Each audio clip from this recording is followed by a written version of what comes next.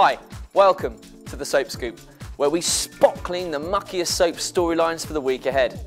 I'm Toby Earle, and in the world of soaps, they don't come any murkier than Phil Mitchell, who's always lived in the shadow of his brother Grant. Phil's hitting the bottle harder than Janine Evans hits her mattress in EastEnders. Peggy's rejection has driven him to new lows, and when he wakes up in Shirley's bed, his self-loathing drives him to drink right through the Vicks cocktail menu. Well, it would, wouldn't it? After Heather reveals Phil's tryst to Ben, she locks the ranting mechanic up in the arches to sober up. But far from clearing his head, it just launches him on the mother of all benders. Enjoy the duckums, Phil. It's a vintage. He gives Heather the verbals again, and Albert Square's unfortunate shop girl collapses with a terrible asthma attack.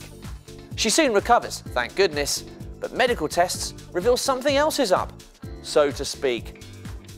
Whitney, meanwhile, finds herself the recipient of unwanted attention. The last thing she needs is another older bloke leading her astray. So who is this mystery man who seems to be stalking her? Ken's been fighting a losing battle with his desires in Quarry, and this week they totally get the better of him. Poor blighter. Yes, Ken and Martha set her houseboat rocking like a dinghy in a mid-Atlantic squall. And once the deed is done, Ken has a big choice to make. Does he stay in his comfy slippers with Deirdre? Or does he slip into some deck shoes and set sail with a racy actress for a life on the nation's canals? Down the street, Eileen, Jason and Rita have a horrifying week, courtesy of a stunning revelation from Paula, that Julie is actually her and Colin's illegitimate daughter. I'll pause a moment there to let the ramifications settle in. Yes, Eileen has a new sister. Rita may be getting romantic with a paedophile. And Jason may have slept with his auntie. It's a triple whammy of tastelessness. I just hope life is calmer in Hollyoaks this week. And it is. If you count a police raid on the loft to smooth the waters. Mark returns to the station and, after witnessing money change hands between Calvin and Warren, he tells Calvin he has 24 hours to set up Warren, or he's going to arrest him. Later, Sasha notices the police taking position around the loft, so she sneaks in to warn Warren and spots him hiding a package of heroin behind the bar.